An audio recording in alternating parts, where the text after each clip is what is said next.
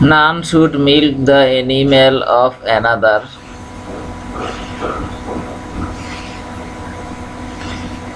but with his permission.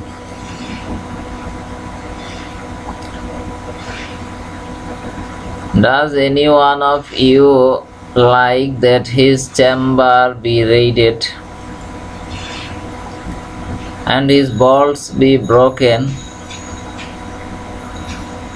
and his food stuff be removed?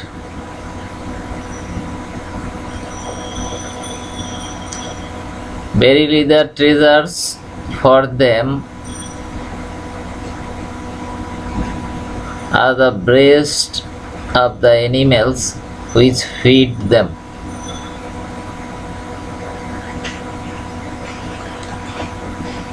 So none of you should milk the animal of another but with his permission.